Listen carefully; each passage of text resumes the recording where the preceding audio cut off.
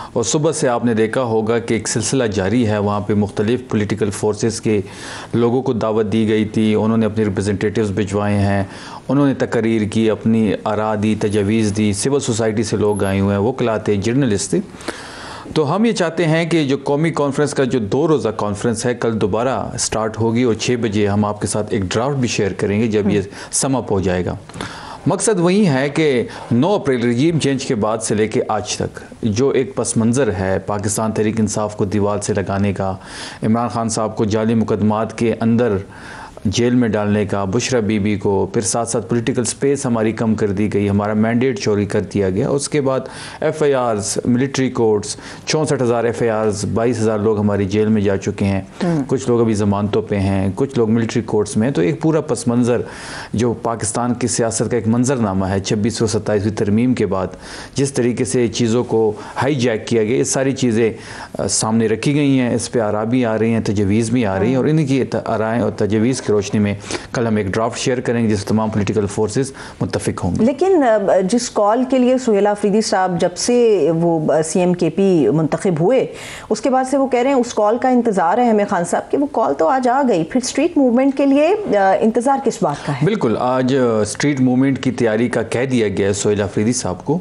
और जहाँ तक तहरीक की बात है या जहाँ तक तारीख़ की बात है तो वो तमाम तर ज़िम्मेदारी खान साहब ने महमूद खान अचकज़ई साहब को दी हुई है और अल्लामा नासिर साहब को दी हुई है, जो हमारी नेशनल असम्बली में और सेनेट में अपोजिशन लीडर भी नामज़द है। लेकिन बदकिस्मती से कौमी असम्बली का स्पीकर इतना बेख्तियार है कि वो नोटिफिकेशन नहीं कर रहा, वो कहीं और से इंतज़ार में है कि फ़ैसला कहीं और से आना है और वहाँ से अगर इनके हक़ में फ़ैसला आए तो नोटिफिकेशन कर देंगे, हक़ में नहीं आया तो नहीं करेंगे। इस वक्त आपकी कौमी असम्बली और सेनेट जो है जिसमें तरमीम हो रही है गैर आइनी गैर कानूनी, वो बग़ैर अपोजिशन लीडर के हो रही है, तो उनको तमाम तर ज़िम्मेदारियाँ तमाम तहरीक के हवाले से अचकज़ई साहब को दी गई हैं।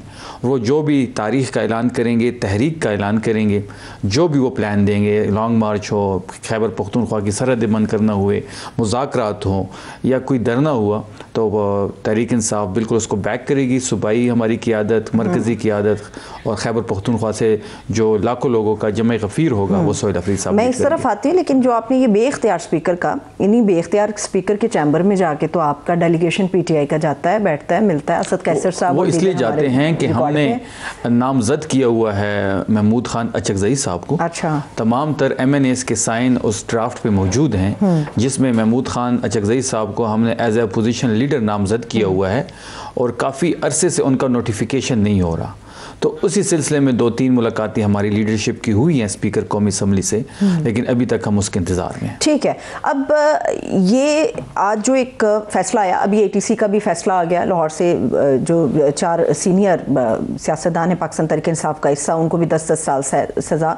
लेकिन आज सुबह जो तोशाखाना 2 केस के ऊपर इमरान खान साहब और बुशरा बीबी के लिए फ़ैसला आया है, आपको नहीं लगता पूरी पार्टी जब सर जोड़ के बैठती है कि ये खुफिया पैगाम आप लोगों को दिया गया है इस फैसले के ज़रिए कि बस कर दो, 1-2 नहीं मुतअद्दिद फैसले हैं, अभी और आएंगे? वाउडा साहब ने तो फिर कह दिया कि अभी तो और भी बहुत सारे आएंगे। देखिए, आज जो फैसला इमरान खान साहब के मुतल्लिक तोशाखाना 2 में आया है उसमें अगर आप उस फैसले के मेरिट्स और डीमेरिट्स देखें तो आपको उस फैसले के पढ़ने से ये मालूम हो जाएगा कि ये फ़ैसला सिर्फ सियासी इंतकाम की बुनियाद पर किया गया है। आपने देखा होगा कि सुबह हमारे वकला नहीं पहुँचे थे, सिर्फ एक जूनियर वकील और एक जूनियर जर्नलिस्ट जैसे ही अदालत में गए तो उन्होंने फ़ैसला सुनाना शुरू कर दिया, जो कि गैर आइनी गैर कानूनी है, क्योंकि ना इमरान खान साहब के वकील सलमान सफदर साहब पहुँचे थे, ना बुशरा बीबी के वकील जो हैं वो पहुँचे थे, उनको गेट नंबर 5 पे रोका गया, अलीमा आपा को रोका गया, बुशरा बीबी की फैमिली को बाहर गेट पे रोका गया। तो आपको पता है कि फ़ैसला कहीं और से आना था और 59 पेज का जो फ़ैसला था जो जज साहब ने अपने साथ लेके आए थे, और जैसे एक जूनियर वकील इंटर होते हैं और वो फैसला सुनाना शुरू कर देते हैं, जिस पे इमरान खान साहब मुस्कुरा भी रहे थे। और हमें ये उम्मीद ही थी इन अदालतों से कि 2627वीं तरमीम के बाद जिस तरीके से पूरा सिस्टम हाई जैक हो चुका है, जिस तरीके से अदालतें हैं जो एक खाली बिल्डिंग रह चुकी है, हमें इंसाफ की कोई उम्मीद नहीं है इन अदालतों से। लेकिन हम फिर भी आइनी और कानूनी लोग हैं, हम इन अदालतों में जाएंगे, हम पेश पेश होंगे अपने केसेस में। अगर आप इस फैसले को देखें तो ये आपको याद होगा इससे पहले एक तोशा खाना 1 का केस था जो कि 30 जनवरी 2024 को उसका फैसला सुनाया गया था। 14 साल केस के 2 फेज कैसे हो सकते हैं? 14 साल की कैद सुनाई गई थी। फिर इद्दत का केस आया, उसमें खान साहब को बरी कर दिया गया।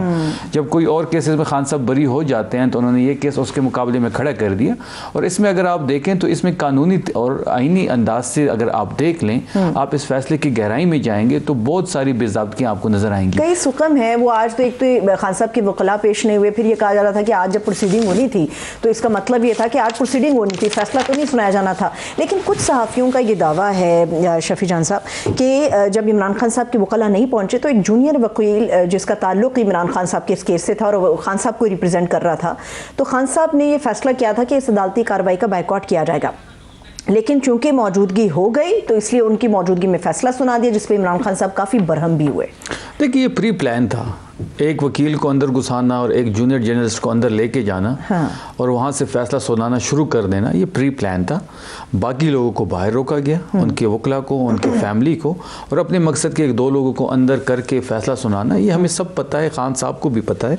अगर आप इस केस में जाएंगे तो इसमें एक अगर आप कानूनी नुक्ता नज़र से देखेंगे कि एक केस की जो होती है प्रोसीडिंग्स वो किसी दूसरी केस पे अप्लाई नहीं होती, या एक ही केस के गवाह दूसरी केस के गवाह में अप्लाई नहीं होते। इन दोनों चीज़ों में हुई हैं। जो तोशा खाना 1 केस में जो वकील जो गवाह थे वो जो उज़र कलम बंद बयान हुए थे वहीं कलम बंद इसमें भी हुए हैं, सेम टू सेम, और वहीं कार्रवाई ऐसी की गई है। इसको अगर हम आप कानूनी ज़बान में देखें तो इसको डबल जियोपैडी कहते हैं। तो ये हमें पता है, और ये तारीख जब लिखी जाएगी तो ये तारीख में पाकिस्तान की अदलिया का तारीख तरीन फैसला होगा। ठीक है, लेकिन उसके ऊपर तो ये भी कहा जा रहा है जो रूल्स के अंदर तब्दीलियां हुई थी वो उसके हिसाब से भी इमरान खान साहब के ऊपर जो है वो इस सजा का इत्तलाक होता ही नहीं है। जो रूल्स तब्दील हुए उनसे पहले का ये अमल था और उस अमल को तो किसी तरह जस्टिफाई किया नहीं जा सकता। आप अगर पीछे जाएंगी तो क्या इसी तोशा खाना से पिछले प्राइम मिनिस्टर ने, नवाज शरीफ ने या शहबाज शरीफ ने या यूसुफ रजा गिलानी साहब ने, जरदारी साहब ने क्या चीज़ें नहीं ली? उस टाइम तो वैल्यू भी 15% थी, हमने तो बढ़ा के 50% कर दी। क्या नवाज शरीफ साहब ने गाड़ी नहीं निकाली थी तोशा खाना से? आप गाड़ी निकाल ही नहीं सकते।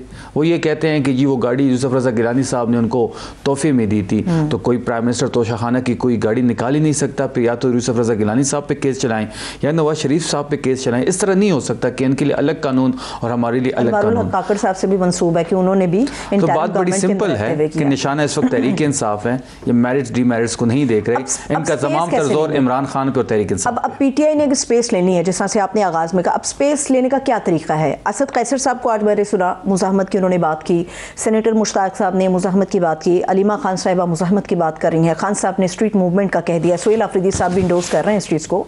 तो मुज़ाहमत को पुरअमन बनाकर किस तरह से आगे बढ़ेंगे आप लोग? देखिए, अगर आप पॉलिटिकल स्पेस की बात करें तो इस वक्त तो कोई पॉलिटिकल स्पेस हमें नहीं मिल रही। हमने पिछले महीने की 7 तारीख को कोयटा में जलसा रखा था, पूरे कोयटा में कर्फ्यू लग गया। हमने 1 to 9 का इलेक्शन लड़ा, अभी ज़िमनी इलेक्शन में लाहौर में, वहाँ हमारा इलेक्शन मटीरियल ही नहीं छोड़ा गया। जलसे, जुलूस, रैलियाँ वो तो अलग बात है। इसके बरकस अगर आप देखेंगे तो N18 में हरीपुर में जो खैबर पख्तूनख्वा में इलेक्शन था, हमने लेवल प्लेइंग फील्ड दी। अगर आप सिंध में देखें तो वहाँ पे अगर हमारा कोई भी तंजीमी दोस्त या तंजीमी साथी कोई रैली निकालता है या पोस्टर लगाता है या खान साहब की तस्वीर लगता है, इमरान खान साहब की, उसको उठा लिया जाता है।